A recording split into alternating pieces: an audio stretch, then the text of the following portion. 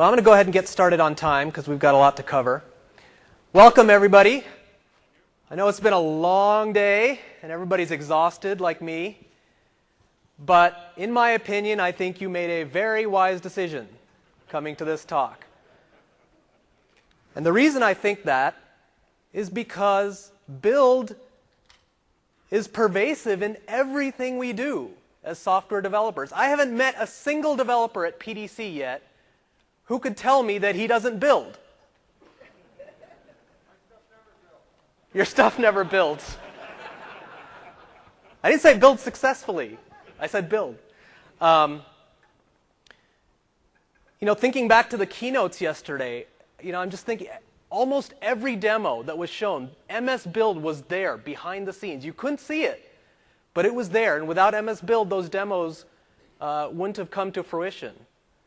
So build is just such a fundamental part of what we do, and it's really important that we can get our hands around it and get it to do what we want it to do. We need to be controlling it, not the other way around.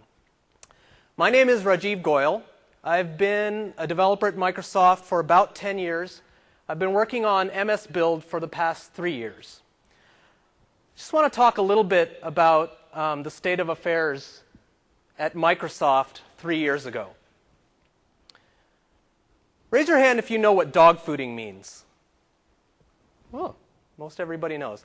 For those that don't know, dog fooding just means using our own products internally, particularly using them before they've even shipped. Okay, so at Microsoft, we like to dog food our own products to get a lot of real-world experience using them before we ship. So about 3 years ago, a few of us kind of did sort of an informal survey around the company. We just wanted to find out, okay, what are Microsoft developers using to do their own development? Are they using Visual Studio? Are they using something else? What's going on? And what we found was not too bad. Debugger, editor, help, samples. Microsoft developers use these features all the time. They're great features. They're easy to use. They do what you want. The debugger, beautiful UI, can attach to any exe. You don't have to do a whole lot of setup work to be able to use these features. They're just there. They're available. Now, the project system, we have mixed results. Project system still consists of a whole bunch of really great features. I mean, IntelliSense, once you get used to IntelliSense, you cannot live without it. I mean, it's like it's writing the code for you. And once you get accustomed to that, it's like you're addicted. You don't want to live without it. But the problem is, getting to the point where you can use it requires that you have a Visual Studio project file. So a project that Visual Studio can understand and load. And so what we found around Microsoft was that a lot of developers sort of had their project file. That was the real project file. That's the thing that gets built in the build lab. That's the thing that produces the thing you ship. And then just so you can get IntelliSense, just so you can get the designers, you create this project file just right next to it. That's the Visual Studio project file. And its only goal in life is so that you can load your code into the IDE and get the beautiful design time experience that Visual Studio offers. Let me ask, who's had that situation? You've got dual project files, side by side. One's the real one, and one's the fake one. Yeah, a lot of hands going up. Yeah, we have that same situation. So this was a problem. And the fundamental reason was that the build system 3 years ago in Visual Studio was so hard-coded into Visual Studio that you couldn't customize it and you couldn't extend it to get it to do what you wanted it to do.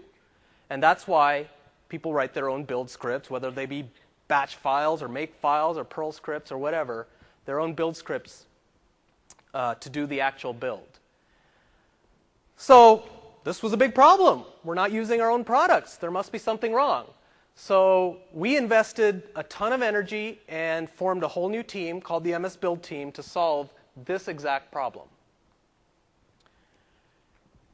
And I'm happy to report that we've made quite a bit of success. So this is the state of affairs today. As of today, 30% of all of the developer division code, and by developer division, I mean it's a big division. This includes Visual Studio, all the SKUs of Visual Studio, plus the .NET framework. So big division. 30% of the code is now building with MSBuild. And I don't mean we build it for fun with MSBuild while the real build process is going on separately. No. in the Build Lab every night. The thing we ship is built using MSBuild. Okay? To give you a sense of the scope of this, Developer Division has 800 developers in it and 5,000 leaf nodes. And when I say leaf node, I mean a directory in our source tree that has a bunch of code that produces a binary. Okay? 5,000 of those. And 1,500 of those are now being built with MSBuild every day in the Build Lab. And we're working on converting the rest. Okay? This effort was started a little while ago. It's still in progress. We expect to be done, and by done I mean everything that ships in Visual Studio and .NET Framework built with MSBuild about 6 months from now. Okay? And the benefits we've gained, so one big benefit is, okay, we're using our own product now. That's good. We can test it out more, get, stress it out, and get, good early feedback. But the productivity gains have also been amazing. I mean, just having a single project file now that both does the real build in the Build Lab and loads in the IDE and gives us that great design time experience and not having to maintain 2 different project files, I mean, that's a great win. We don't tolerate code duplication, so it's crazy to me that we would tolerate project file duplication. It's just it's not acceptable. So we're really happy to report that we're really well on the way to fixing that set of problems. Okay, and my mission today is to help you do this as well in your own build environments, or at least help you understand what it would take to do that in your build environments and give you a sense of some of the problems that we faced and how those can be solved. Okay? So in the remainder of this session, I'm going to start by just really quickly doing a quick recap of MSBuild, some of the basic file format constructs. Those of you who went to Faisal's session earlier today, actually, let me get a show of hands. Who went to Faisal's session earlier today? Okay, about 20. Who has some familiarity with the MSBuild file format? That is, you've gone into the file format, you've played with the syntax. Okay, about half of you. So I'll go through that quickly. Some of it will be repeat for some of you, but I'll go through it quickly just to get everybody up to the same, get everybody on the same page. And then we're going to dive into, so part 2 and 3, 2 of the key features of MSBuild that I find really set it apart.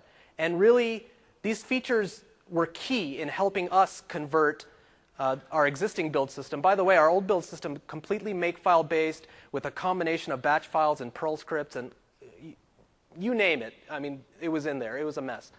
And so converting that system over to MSBuild, there are a couple key features in MSBuild that really enabled us to do that well. And so I'll talk about those, and then we'll get into Team Build. Team Build is the thing that really ties everything together. It gives you a great UI around your build, integrates with Team Foundation Server. Great product. So I'll demo that and talk about Team Build a little bit. So let's jump right into it.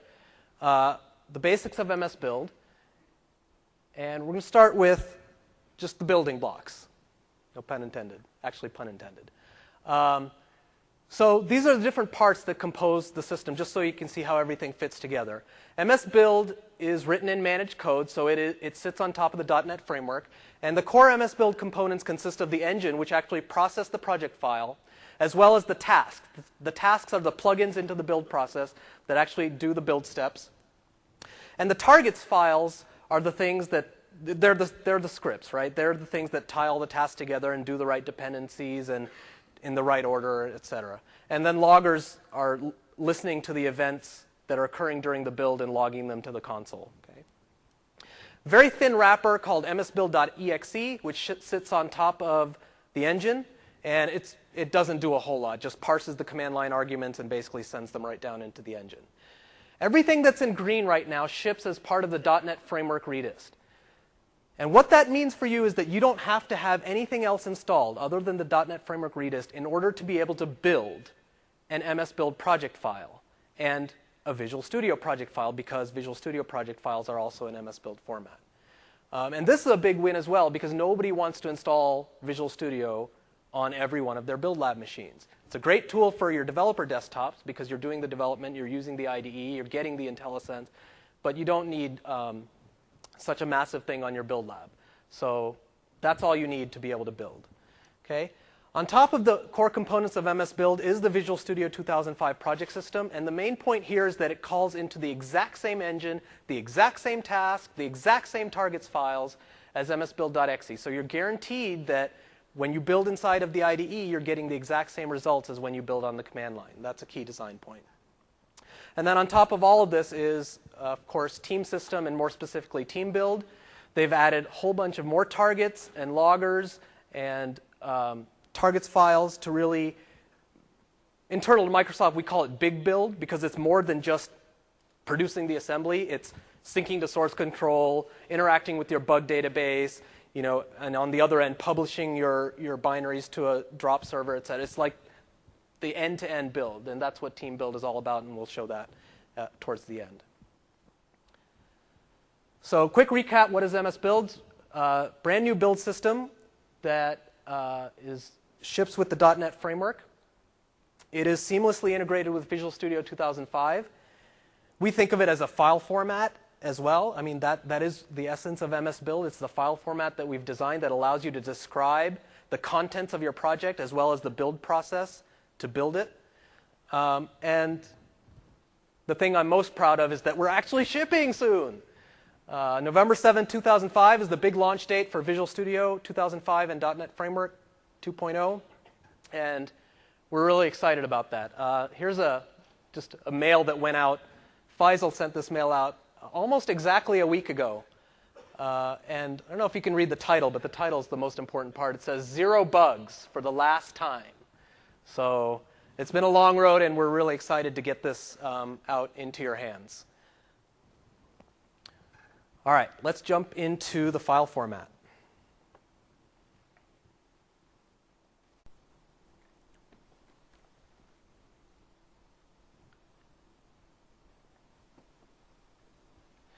All right, I've got a directory here. I've got a .csproj file, which is my MSBuild project file. And let's take a look at the contents of that.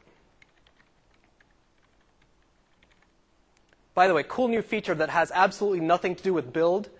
devenv/edit will open a file as a file in the currently executing instance of the IDE, so it doesn't launch multiple instances. I've been wanting this for years.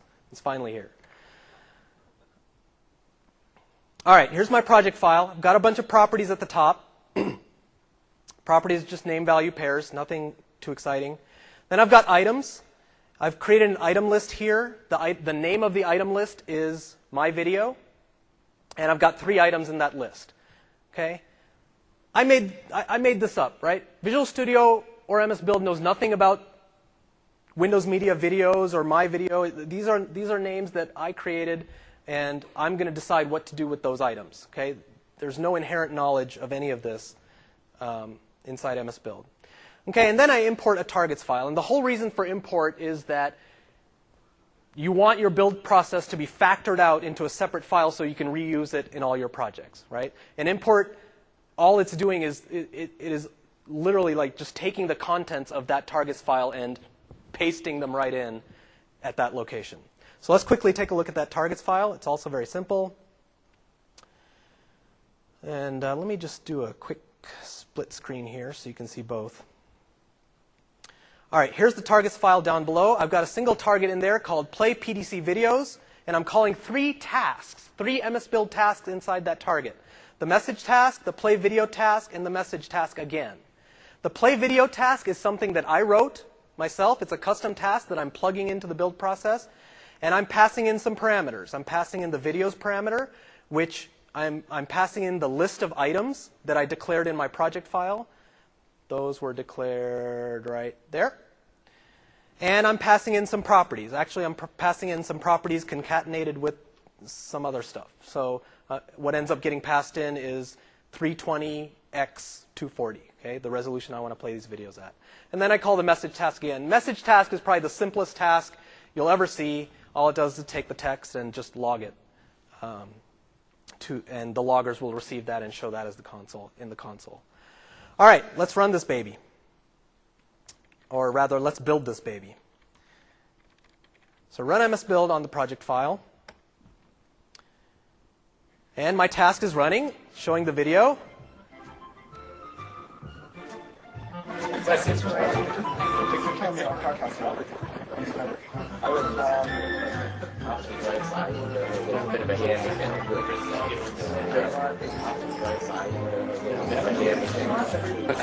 I totally changed my life. All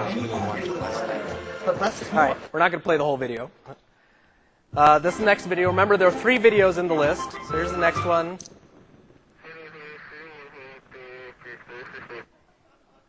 And here's the last one.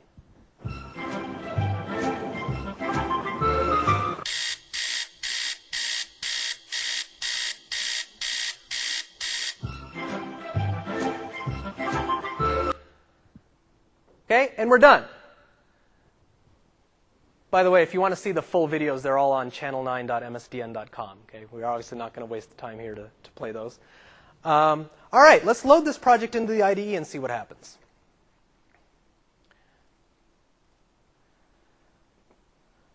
So I load that same project file into Visual Studio. And right away, you can see Solution Explorer gets populated with the 3 items that I had defined in my project file, even though Visual Studio knows nothing about WMVs or my video or anything like that. If I look at the,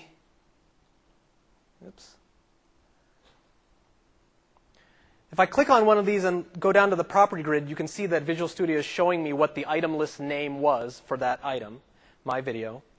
Okay, and let's build this. It wants to save out the solution file, ignore that. And it does the exact same thing, right? It's building the exact same build process that we did on the command line.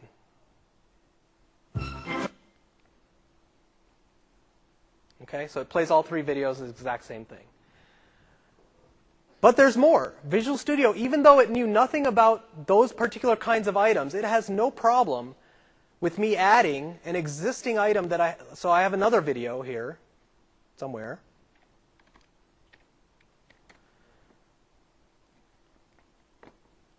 So I add that to my project through Visual Studio.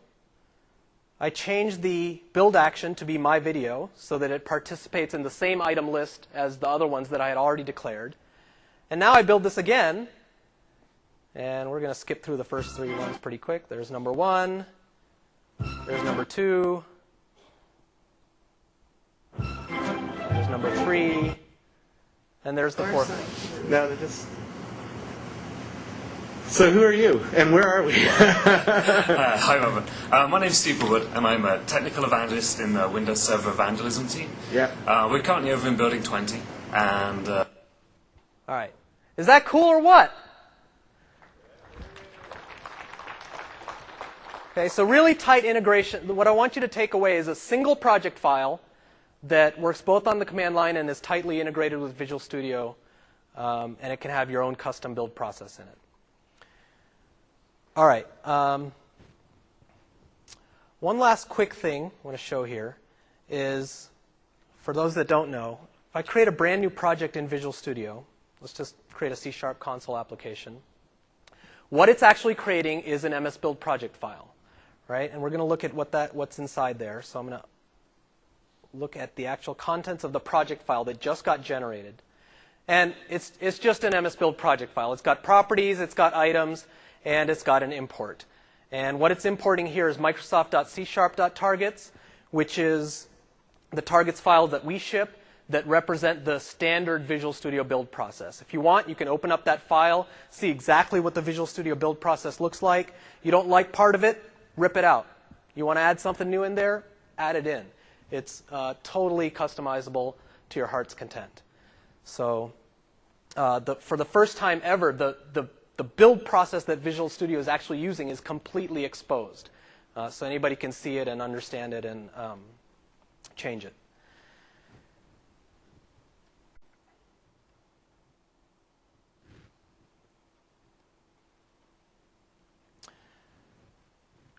Really quick, I showed that I had implemented a custom task called the play video task. This is what a task looks like. This is the makedir task, standard task that ships in the library. All a task is it's a class that derives from task, and it implements a .NET property for every input parameter that you want to be able to pass into the task, and it implements the execute method, which is what the implementation of what the task actually does. So that's how simple it is to write a task. It is possibly one of the simplest extensibility models that you'll probably see here at PDC. And that's really important because as you convert existing build systems over to MSBuild, you'll undoubtedly need to write new tasks. So it's important that that be really simple. So that's all a task is. You build this into an assembly, and then you can run the task from your build process. So I want to jump right into one of the features that I was talking about that really helped us be able to describe the build process in a sensible way. And that's item metadata. This is a feature that wasn't in the original design of MSBuild. We hadn't really thought of it.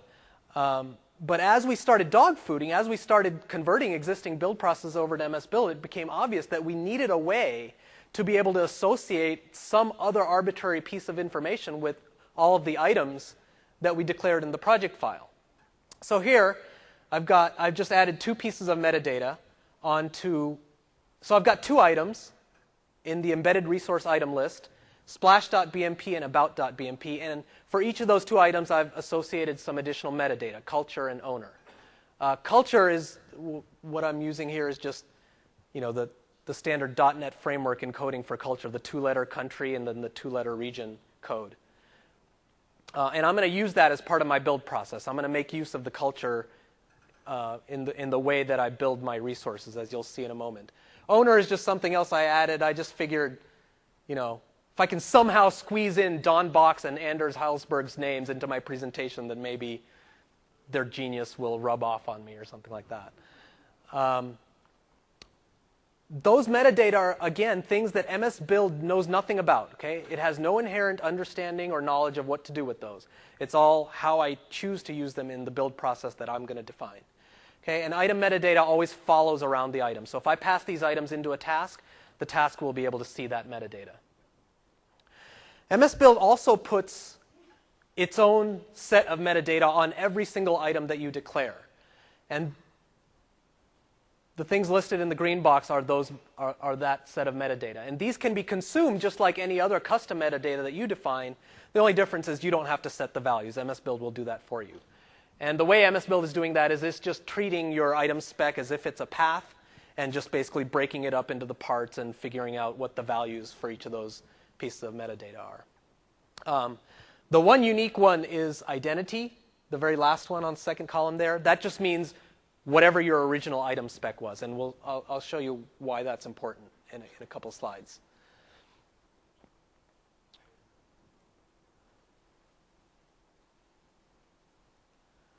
So one of the key scenarios in which we need to use metadata is a feature called batching. So what I've got here is I've got a bunch of resources in my project, right? Bitmaps,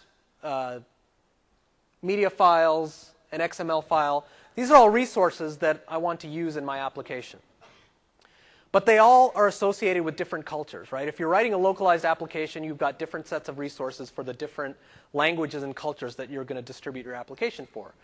So some of my bitmaps are for the English version of my product. Some are for the itch version of the product. I think that's like Italian for Switzerland. And then the pain. I don't remember what that one is. The pain culture. I wasn't in a bad mood when I wrote this slide, I promise. And what I want to do is I want to create one satellite assembly. So for those that don't know what a satellite assembly is, it's just an assembly that contains a bunch of resources, no code. It's an assembly that contains all the resources for a particular culture. So what I want to do is take all these resources that are really not really organized very well, except that they have culture associated with them, and group them into sets of resources per culture. And I want to create one satellite assembly for every culture. So I'm going to call the AL task. AL is assembly linker. All it does is take a bunch of resources and package them up into an assembly. So I'm going to pass in my list of resources, which is @embedded resources, or sorry, @embedded resource. And then I'm going to say, okay, the assembly I want you to produce is %culture, which is a reference to the metadata on those items, \resources.dll. And percent culture here is the key. That is a scalar value. So what is going on inside MSBuild is it's saying, okay, well, that's a scalar value, but not all of these items have the same value. So what am I going to do? Well, what I'm going to do is I'm going to call the task multiple times, once for each unique value for that piece of metadata. So what ends up happening is MSBuild is going to call that task 3 times. Okay? Once for all the English resources, once for all the Italian resources, which I guess there's only one here, and then once again, a 3rd time for all the painful resources. So let's see what that looks like in action.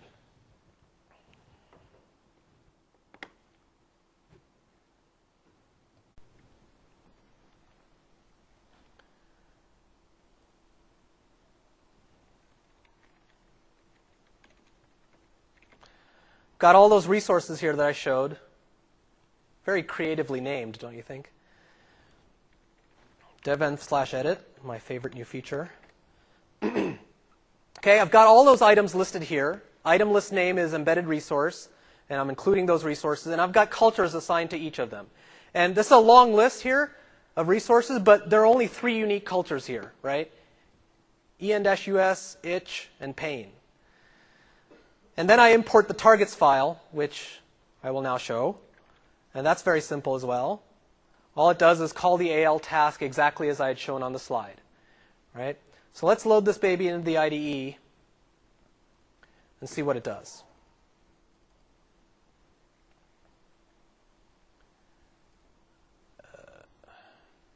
Okay, and build. Oh, wants to save solution again. Okay, and it called, oh, come on, go away, go away.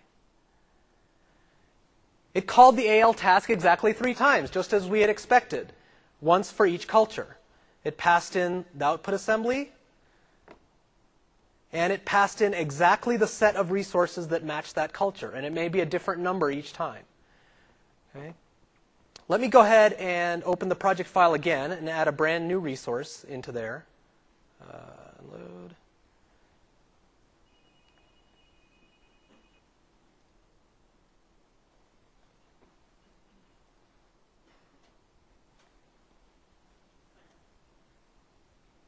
Hello.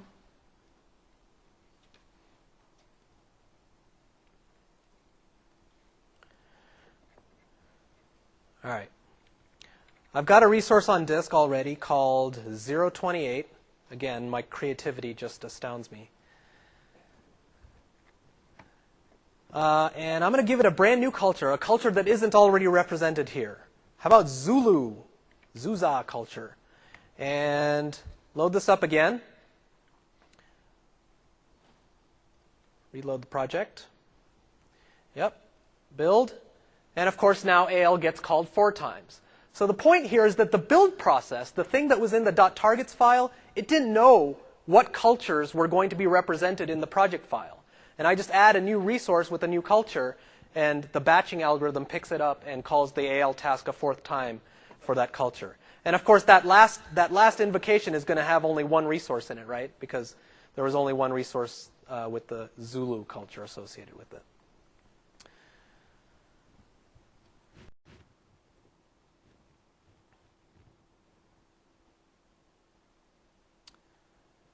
Here's a slightly more complicated example. This time I'm batching on 2 pieces of metadata at the same time. I've added the part in orange, which says my %extension. %extension is one of those built-in metadata that MSBuild puts on there for you, right? So internally to the engine, what MSBuild is doing is it's creating a table that looks like this. On the left side, it lists out all the items that are being passed in, and then in the table, it puts all the values for the metadata. And when it decides how to group these items together, it's going to compare rows in the table. So it's going to group items together that have the same values across the entire row. So what it would do in this example is there's one group, and everything else is in its own group because no other items have the same values across the whole row. Okay, so that's what it looks like if you were to batch on multiple pieces of metadata at the same time. By the way, what I just showed here, this example of building satellite assemblies, this is the exact mechanism that we use now in Visual. Like when you go into Visual Studio and you create resources and you associate particular cultures with them, this is the mechanism we actually use to build satellite assemblies. So this isn't just demoware. This is the mechanism we really use. Batching has other useful scenarios. This is one example. I'm calling out to the exec task. The exec task is just this sort of catch-all task that you can use to shell out to any command line tool or batch script or anything else that you might have already. But I want to shell out to gacutil.exe. This is a tool that can only handle one item at a time. I'd love to be able to gac all my assemblies at once, but the command line itself can only handle one assembly at a time. So what I have to do is I have to batch. I've got my item list, my all assemblies item list, and by batching on the identity metadata, what MSBuild is going to say is, okay, well, I've got all these items. I can't possibly pass in all the different scalar values at once, so I'm going to basically loop over those items and call the exec task once per each item in that list. So this is one of the examples that we just use over and over again inside our own build process. And then the last example of batching is, it's all the same feature. These are just sort of special cases of what I showed earlier. This is filtering. So what happens here is that the condition on your task gets evaluated after the batching algorithm kicks in. So the scenario here is I've got an item list called source file, which has got a whole bunch of items in it with all different kinds of extensions. And I want to copy just the .txt files to some folder. Well, so I batch on %extension in my condition. And what is going on in the engine here is it's taking all those source files and putting them into groups. One group per file extension. And then it's actually calling the task that many times. But 9 out of those 10 times, the condition is going to end up being false. So nothing actually happens. And then 1 out of those 10 times, the group for .txt, the condition is going to be true. And so the task gets invoked for just the .txt files. And so that's how you can take an existing item list that has a bunch of heterogeneous items in it and sort of filter it down based on metadata.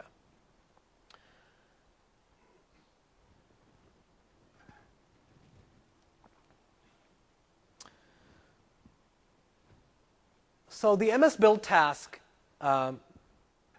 so we actually have a task, a plugin called the MSBuild task. And in some ways, it's just like any other task.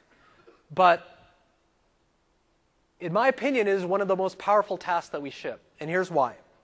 This is a task that really allows you to build a whole tree of projects. So what I've shown so far is single project file. You're doing some stuff in there, calling tasks, batching, item metadata.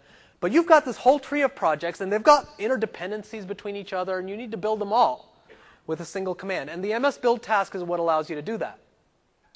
What the MSBuild task does is it executes targets in another project file, but it does it in process. So it's not shelling out to a new instance of MSBuild.exe.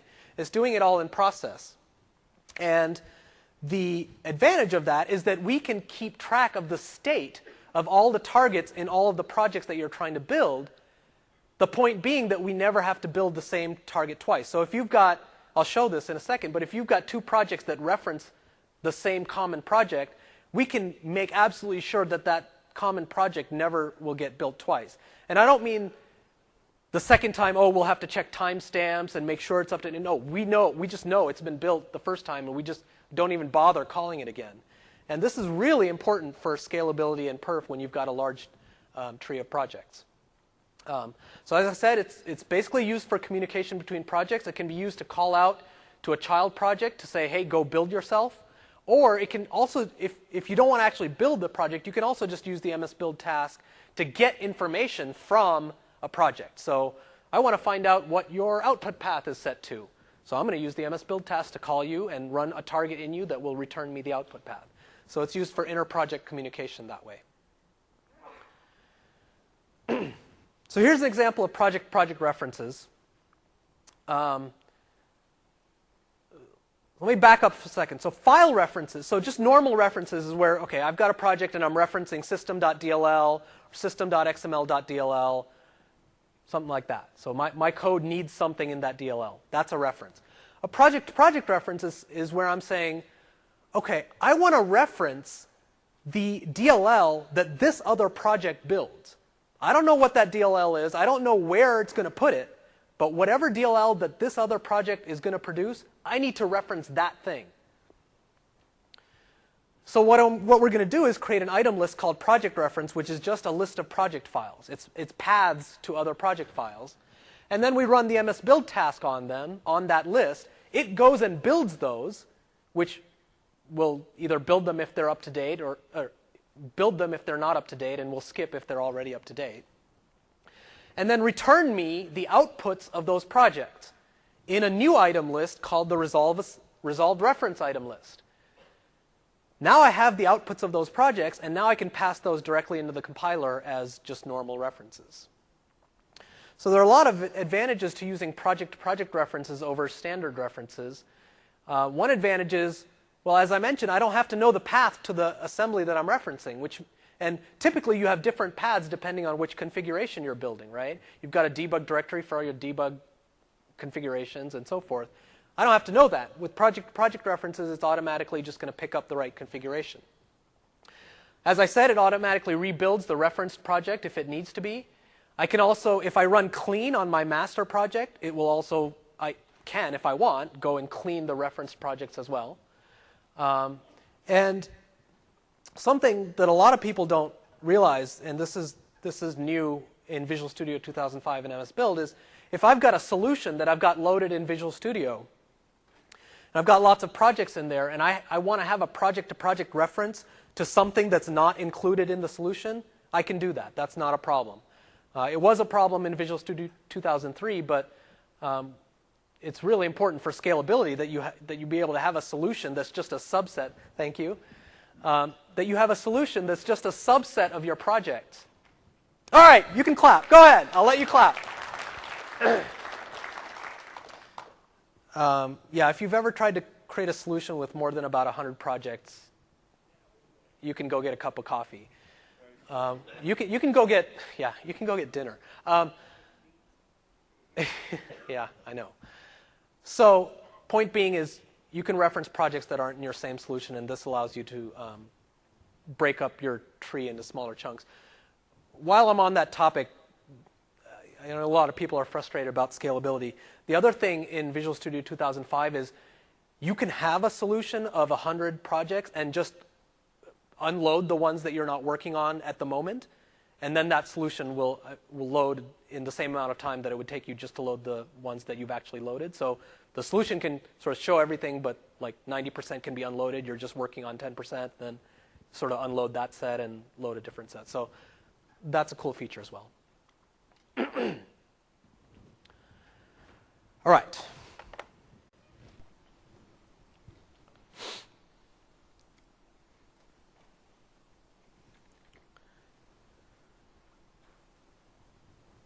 This is the actual build environment that we use in my group at Microsoft. All it is a standard command line window, but we have a script that all it does is just sets like a gazillion environment variables. There's a ton. But other than the set of environment variables, all this is a standard command prompt. Okay?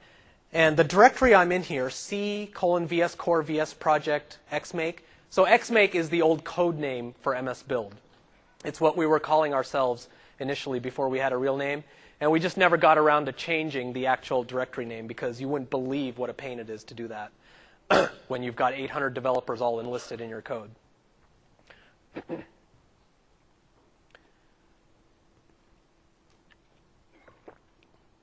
So this is our actual build directory. I've got a bunch of subdirectories in here, and one of those subdirectories is the xmake command line subdirectory. And this is the directory that contains the code that actually builds msbuild.exe. Okay, this is the code for msbuild.exe. Inside here, I've got a project file called xmake command line, xmake command line.csproj. Again, I wish we could have renamed these project files, but again, you wouldn't believe what a pain it is to do that. And here's what the project file looks like. And the main thing I want to show is that it's got 2 project references. References to other projects that are also in the XMake tree. So the command line tool, MSBuild.exe, needs to reference the engine, and it needs to reference this other assembly, which we call the framework, which has all the base types. So what's going to happen when I build this project from the command line using MSBuild is it's going to see those project references, and because of the build process that we've defined, it's going to go and build those other reference projects first, get the output assemblies, and then pass them into the compiler to compile MSBuild.exe. And again, I just want to emphasize, this is not demoware. This is what we do. This is how we write code and build our code every day. We do it. We are building MSBuild with MSBuild. So at the very top, at the root of my build, it's saying, okay, well, I'm building xmake command line.csproj. It does a bunch of steps. And then about a third of the way down, we see xmake command line proj is building xmake build engine.csproj. So that now we're in a nested project, so it goes and does that. Oops, I skipped an important piece. And then that nested project, engine.csproj, decides that it wants to reference framework as well. So it says, oh, I have a project reference to that, so now I need to go build that first. So it does that. Now we're in the second level of nesting. It builds framework, pops back out, and what we see, so eventually it pops back out to the command line project, the main project that I wanted to build in the first place. And now the command line project is saying, oh, well, I reference framework as well. So you see command line proj is trying to build framework.proj, but nothing happens there because we kept the state, and it knew that it had already been built, didn't need to do it again. So it did nothing. And we finish, and we come out of the outer nesting layer, and the build is done. So we've just built MSBuild.exe here. So this is one of the, this is why project references are so important. And we use them everywhere. We try to use them wherever we can. So any assembly that's built in our own tree, we try to make that a project-to-project reference rather than just a straight assembly reference. If we've got assemblies that are coming from outside that we don't have the source code for and we can't build those ourselves, then obviously it's just a standard assembly reference. I want to show you another use of the MSBuild task, which is to create sort of a master project file that is basically orchestrating a build of a whole bunch of child projects. So here I'm back up at the root of the xmake tree. And like I said, it's got a whole bunch of subdirectories in it which contain the individual projects. Well, we've got a project file here called xmake.proj. Oops. And all it is a list of project files. Okay? This project file itself doesn't produce an assembly, but it just calls out to other project files to go build their assemblies. And that's all it is. So we create an item list called project file, and inside this build process, this is our build process. This is the thing that used to be a make file, and Perl scripts and batch scripts and a zillion other kinds of scripts converted to MSBuild. It's all in this file. I'll go ahead and show it.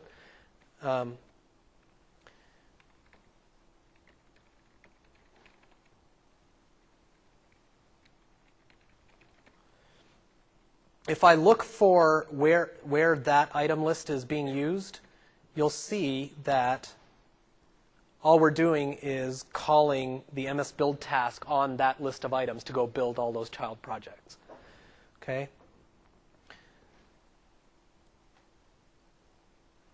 So this is what we call a traversal project. And traversal projects, this is a pretty simplistic one, but you can imagine that, well, one, I could use wildcards here. So instead of listing out my project files individually, I could say, okay, when I build from this directory, just build every project file that you can find that's under this directory. So you can use wildcards for that. Another cool thing you can do is put a condition on here that says, condition, include this project file only if my platform is x86 or something like that. And so traversal projects can be used, like a single traversal project can be used to build many flavors, many configurations for many platforms. If some of your projects build for certain platforms and others don't.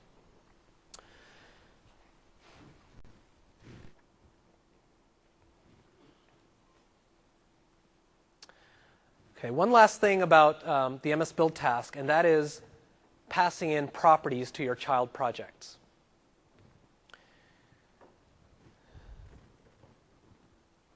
So the first two input parameters, projects is just the project I want to build, and targets is the target I want to build in that project. The third parameter is global overriding properties that I want to pass into that child project. And when we see that, we have to basically create a new instance of that child project, because that global property could affect everything in that child project file. It could affect how every single property and item and task and target in that project file is evaluated, right? So when you pass in properties like this, we say, okay, well, do I already have a project in memory with that exact same set of global properties? If not, I need to create a new instance. So this is kind of an exception to the rule I mentioned earlier, which is that, oh, we keep track of the state of every project and every target so we know not to build it twice, right? Well, not in this case, because I have to create a new instance of the project in order to pass that global property through. So in this case, you might think, based on my earlier statement, that the second call to MSBuild, since I'm calling the same project file and the same target, it'll just skip. Well, no, it won't, because I'm passing in a global property that creates a new instance. So this is how I could build the same project for two different configurations from within a single project file.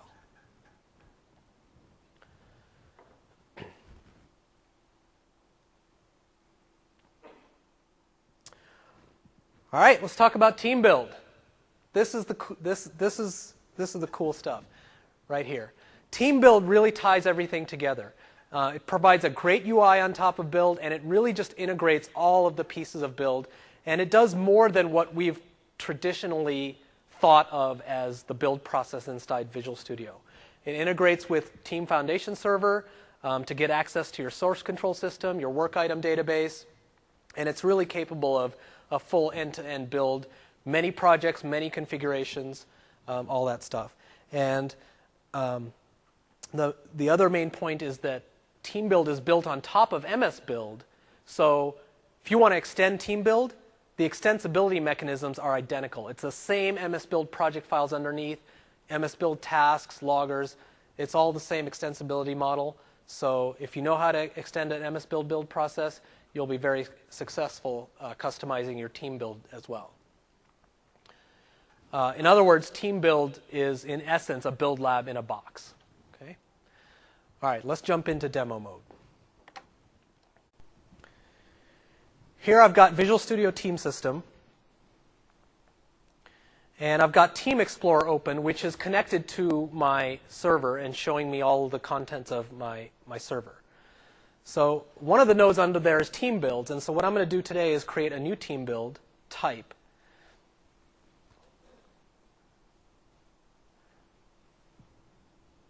And what a build type is just a group of settings that you want to.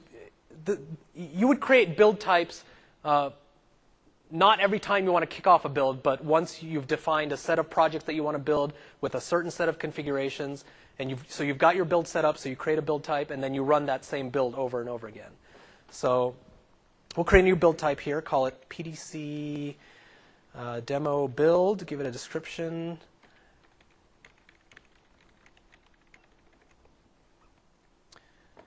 And it's showing me all the solutions that are in my source control system, the team system source control system. I'm just going to select one of them to build for this demo.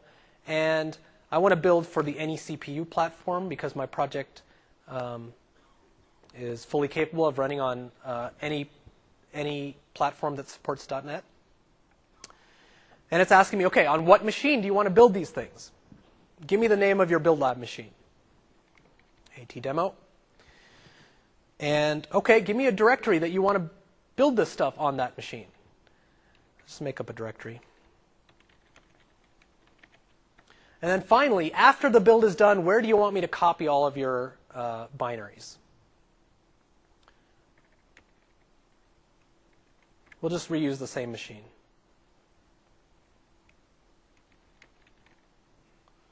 Make sure that's right.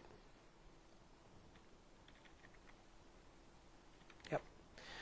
Okay. So the other thing that's integrated into TeamBuild is running tests. So Team System has this great infrastructure for adding your tests, whether they be unit tests or manual tests. So what I'm saying here is, okay, after you're done building, run my tests as well, please. So I give it the name of the file that contains all the list of tests, and I say that's the list of tests that I want to run, my BVT tests. And code analysis, code analysis as well. Some of you, this used to be called, for managed code, this used to be called FXCOP. I don't know how familiar that term is. But so it'll run code analysis, static code analysis on all of the code that it just built as well. And I'm done. So I've created my build type.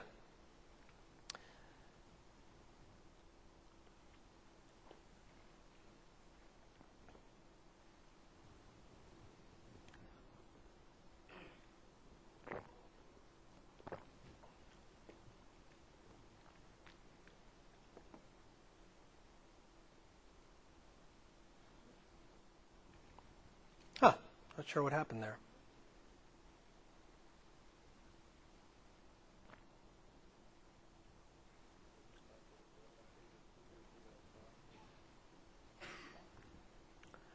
When in doubt, try again.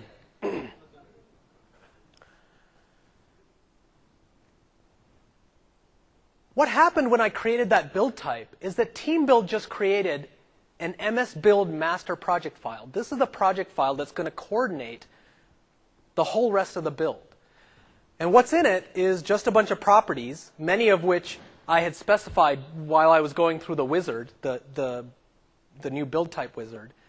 And the main, of course, the main thing is the import of the targets file, importing teambuild.targets. Okay, and that is what actually has the logic to orchestrate this whole build process that you're going to see.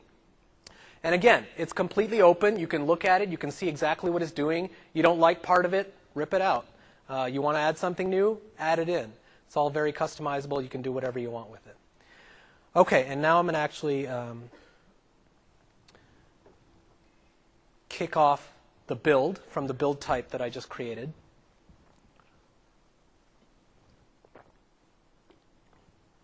In terms of perf, one of the things I wanted to caveat here is everything I'm showing here is running. So TeamBuild, the architecture of TeamBuild actually allows multiple machines. So you can have a machine that's your build lab machine. Usually it's a separate machine that's your server that's hosting your Team Foundation server database, and yet a different machine that's your client, and et cetera. What we're doing here is everything's on the same machine, and we're using VPC images to represent the different machines. And each VPC image doesn't get a whole lot of memory. So what you're seeing here is a little slower than what you would normally see if you had a real-world setup. And it's actually running through the build process now. And it's while the build is going on, it's in real time updating this status here. It showed, initializing build, getting sources. So it's actually syncing the sources now from the source control server down to the build machine, et cetera. So it's live updates as the build is happening, so you can see exactly what's going on. And we're going to let that churn away for a couple minutes while I explain more about what's going on. Sure, I can take a quick question if you're really loud and everybody can hear you.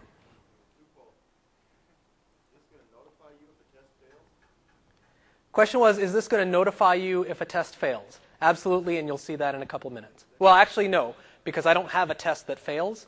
So you'll see test succeeded, but yes, if a test fails. Yes, you can be notified through email as well.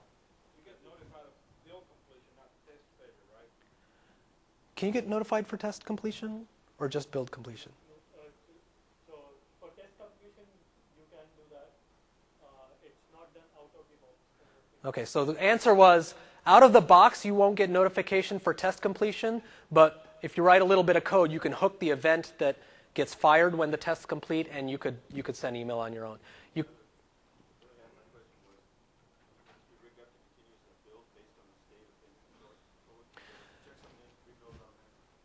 Question was, basically, can you do continuous integration? And continuous integration means as soon as a developer checks in a change, can you have that automatically kick off a team build?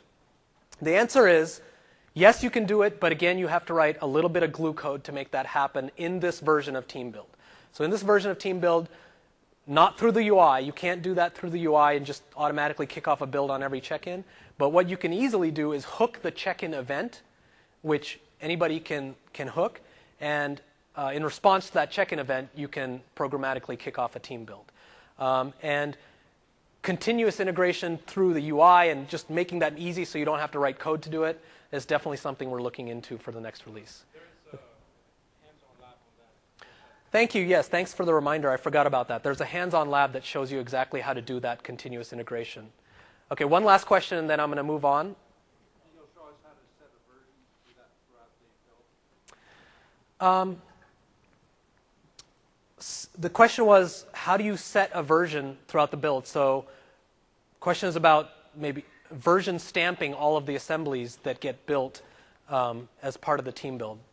That is, again, something that's not out of the box. And the reason basically is that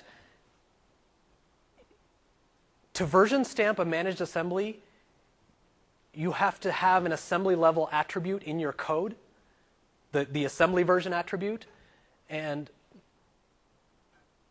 so you can do it. You can generate that code, the code that has the assembly version attribute, and then make sure that that code gets compiled into each one of the assemblies that you build. But it's not a feature that's supported out of the box.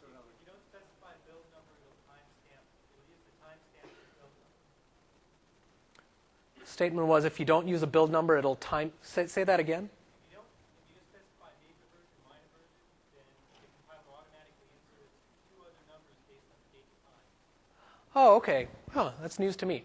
The response was, if in your code, when you're specifying the assembly version attribute, if you just specify major and minor, which are the first two components of version, then the compiler will automatically fill in the third and fourth components of the version with the current date timestamp that you're doing the build. So that's a useful feature. I actually didn't know that. Thank you. What you're saying is we really can't write into the assembly number, so the assembly info. You can. I mean, you can. I mean, you have to do it yourself, though. You have to write a custom MSBuild task to do it. So you can absolutely do it, but you have to write code to do it. So, all right, I'm going to move on.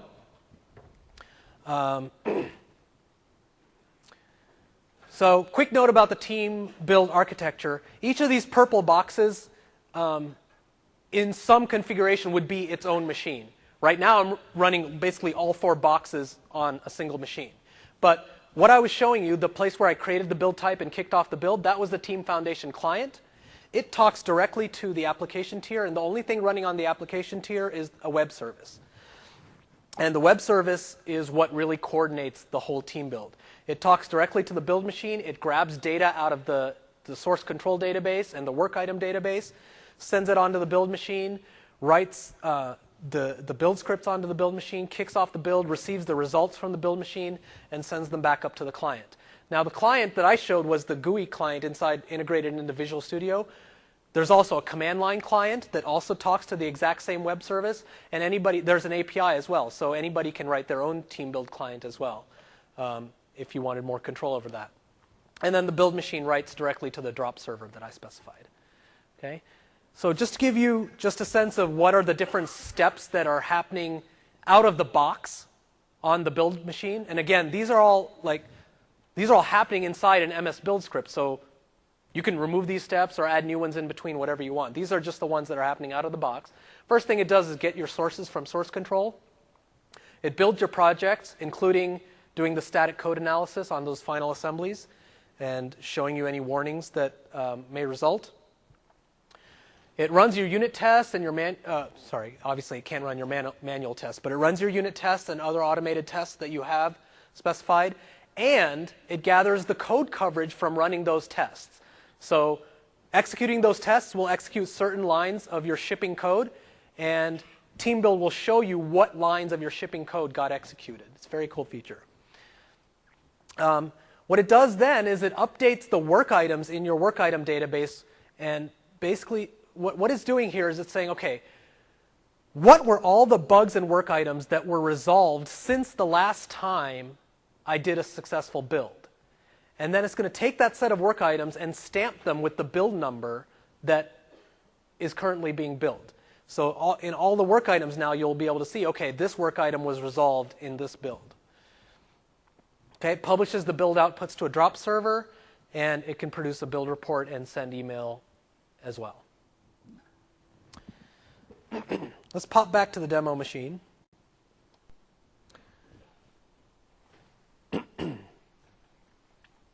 The team build is done. It went through all those steps that I just described. It compiled the code. It updated the work items. It ran the unit tests. It copied the binaries to a drop location. So it did all those things. I can look at the build log. This is an MSBuild log. It shows all the steps that happened. This is the part where it's syncing stuff down from source code control. The team build folks have written tasks for all of these things. So it's compiling. Here's where it ran the code analysis, what we used to call fxcop. It ran the code analysis on the code and gave some warnings about maybe that this code isn't following some certain best practices. And it updated the work items and so forth. So this is the log that shows all of the steps that occurred during the full big build, right?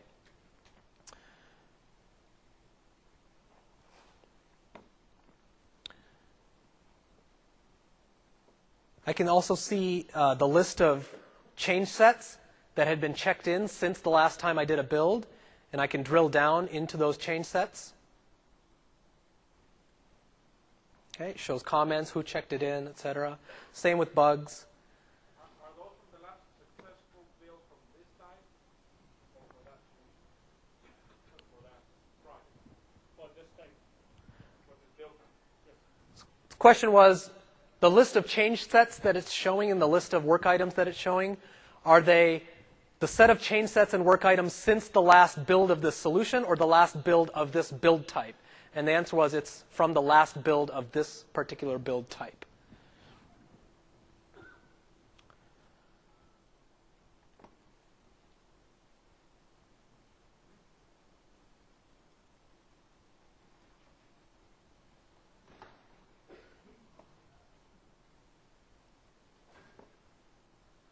If I drill down into result details, I can see my test results. It needs to download the test results from the drop server, so I'll just give it a directory where it can do that.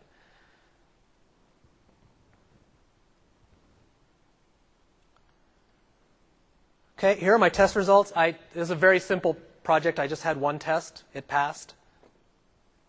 Okay, I can also look at the code coverage for those tests. So which lines of my shipping code did those tests exercise? And I pop into the code. Oops.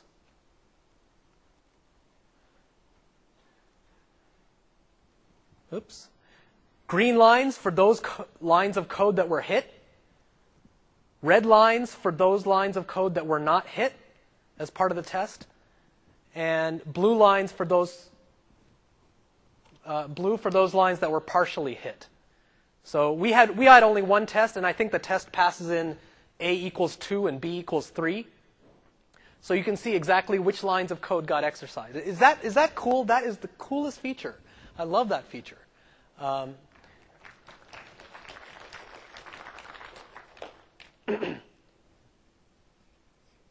Some lines aren't colored. Why aren't those lines colored? Yeah, those lines are optimized out. The compiler, they aren't even in the final assembly, so they don't get a color at all. Okay, so a very simple example, but obviously you can imagine how useful this is for a very complicated code base.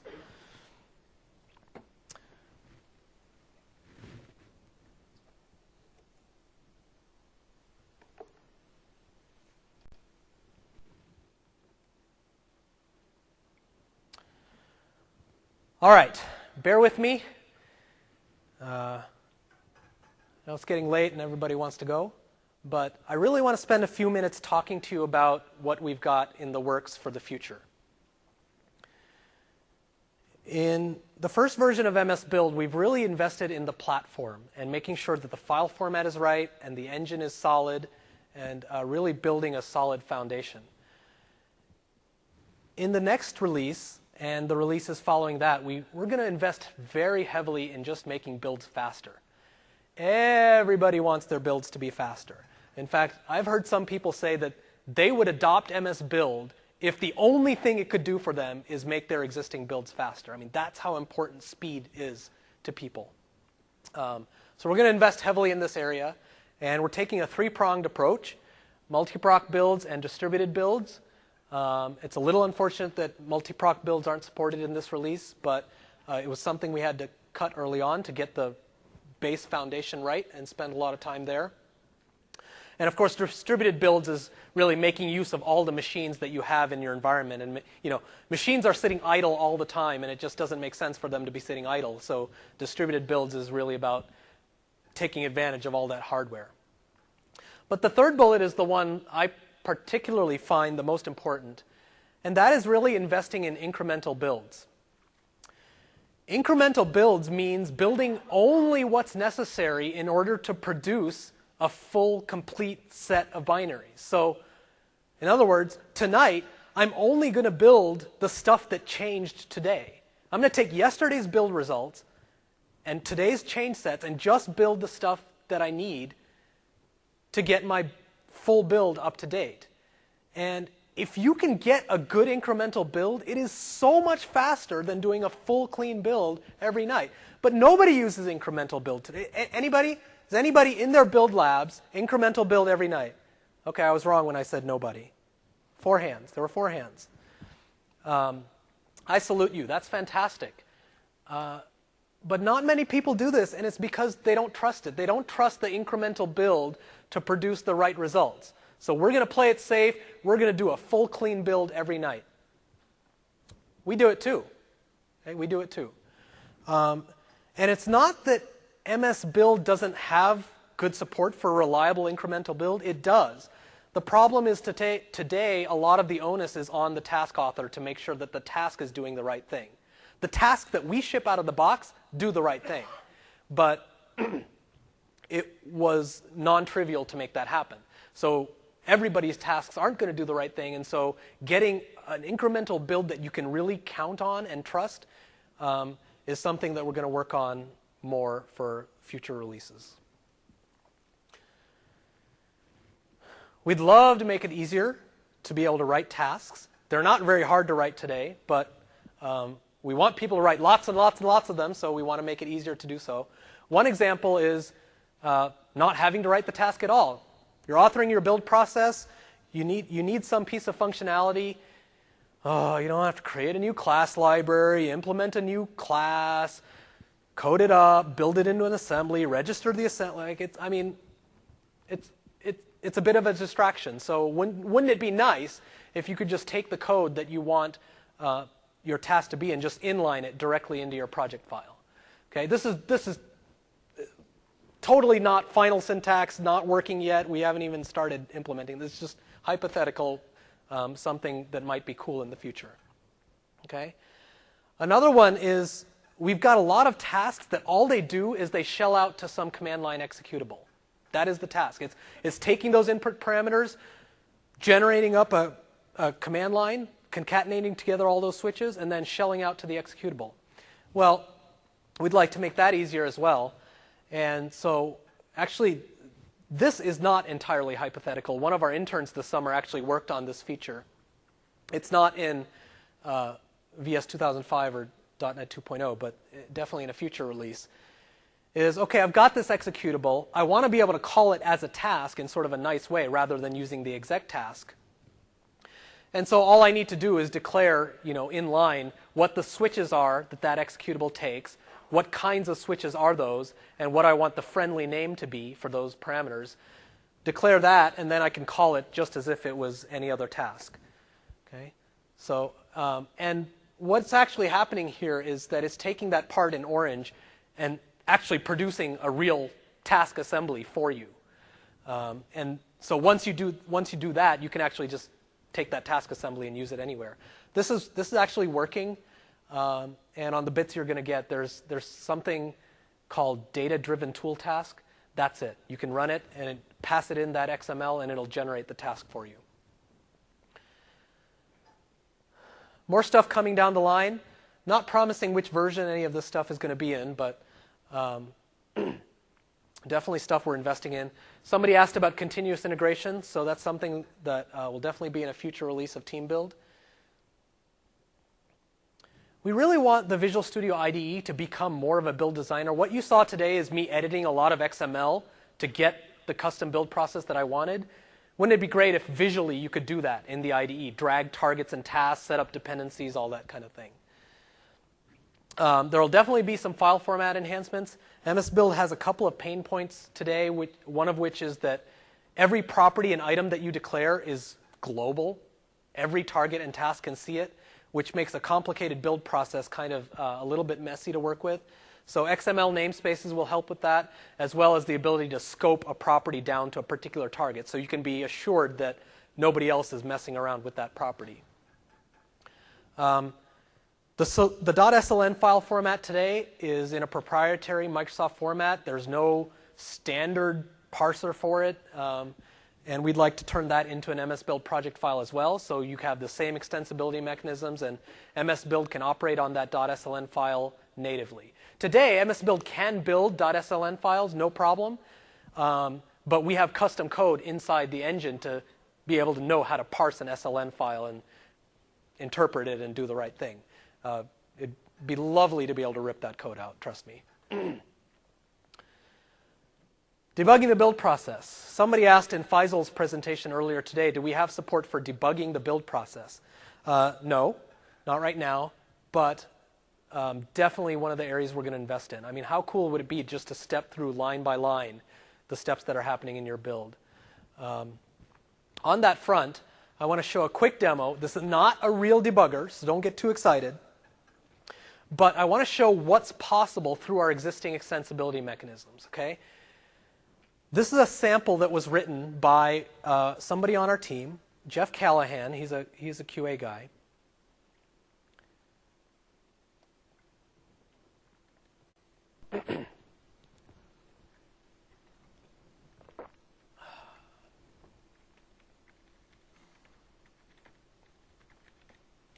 And what he did is he wrote an MSBuild logger. Now, an MSBuild logger is just something that listens to events as they happen during the build. And what his logger does is it listens to the target started event. So his logger, he has code that gets fired every time a new target gets started. And what it does is it just stops. It stops dead in its tracks. And it shows you what properties and items are currently in the project. And so this is really useful for diagnosing a build. So what I'm going to do is run MSBuild on this console application.cs proj just by passing in a response file that has all the command line arguments that I need in it. So what it's going to do is pop up this little UI that he wrote. And there were no changes required in the MSBuild engine to make this happen. This is all through standard extensibility mechanisms that he did this. And every time I hit F5, it's going to go to the next target. Okay? And as I'm doing that, it's showing me all the properties that are in my project, all their values. Okay? I keep going, next target, etc. Okay? I can look at the items. Let me expand this a little bit. Show all the items in my compile list, program.cs, assemblyinfo.cs. Look at their metadata, all that custom metadata and built-in metadata that we talked about earlier. It's all here. And every time a target gets executed, some of the stuff might get updated, so you'll see what MSBuild currently has in its state at the beginning of each target. And this feature is really useful. It's not a feature, it's a plugin. To be able to diagnose a complex build process. And really, the only thing missing here is just the line by line, the yellow marker, right, showing you where you are in your build process. And I've been thinking about that a little bit, and I actually don't think it would be too hard. It'd probably take me a couple days to whip something together for that as well. Again, without any changes to the engine, just through logger and task extensibility. This tool is, I'll talk about it in a second. All the demo bits that I'm showing here are going to be available to you through three mechanisms. One is They'll probably be posted on ComNet by Friday at the latest, so you can download them all from ComNet. If you visit me in the Tools and Languages Track Lounge tomorrow, I've got a little USB key that has all this stuff on it. I'll just copy them right onto your laptop if you want. Or you can send mail to msbuild@microsoft.com, and we'll send them right over to you. So yeah, including this as well. And so when I close the UI, it says, OK, I'm just going to finish the build. Right?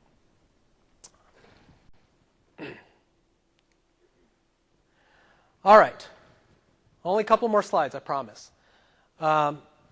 Think about starting to convert your existing projects over to MSBuild. You'll get a lot of value out of it now, but you'll get even more value out of it in the future as we continue to enhance MSBuild and TeamBuild.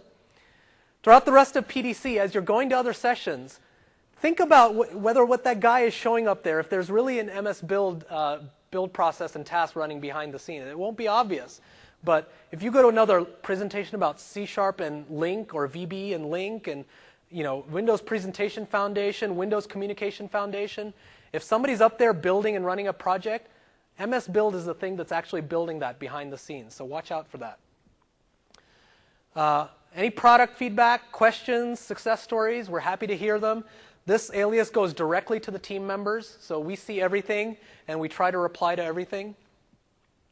And the most important bullet, please rate this session. We love to get your feedback. We want to make PDC better every year, and the only way we can do it is through your feedback. So rate this session online. There are like a zillion computers here at PDC that you can just walk up to and connect directly to ComNet and rate this session. I think there's like 5,000 attendees at PDC and probably like 10,000 computers. It's insane. So please rate this session. I'd really appreciate it. Some more resources for you. Faisal and I, one of us will be in the Tools and Languages Track Lounge all day tomorrow. Come talk to us. There are other great sessions. Unfortunately, they already happened. Faisal's session, MSBuild Tips and Tricks, happened earlier today, and there was a Team Foundation session that happened yesterday. But if you missed them, you can still watch them on the DVD. And Ask the Experts tomorrow night, tomorrow evening. We'll have an MSBuild tape. I hate the term Ask the Expert because it implies that you are coming and asking us, the experts, something. I hate this name. It's like, you are the experts on what you do and what you need from the build system. It's us asking you what you like, what you don't like, what sucks, what's great. So it's really a two-way dialogue. I wish it were called something like, it should be called, yeah. Having an intellectual dialogue between intelligent people, whatever. So anyway, come to that. Faisal and I will be there. We'd love to talk to you. More resources for you. Demo bits I already talked about. Other websites you can go to for more information. And finally, one last request, I promise. Don't leave the room, please, just yet. One last request, I promise. And that is, have a great time at the party tonight. If you haven't been to Universal Studios in a while, there's a lot of great new stuff that you probably haven't seen. There's a studio tour that includes the set of War of the Worlds, Shrek 4D, and there's a new ride called Revenge of the Mummy. So I hope you have a great time there. Sorry I ran late. I'll be here answering questions for a while longer. Thank you.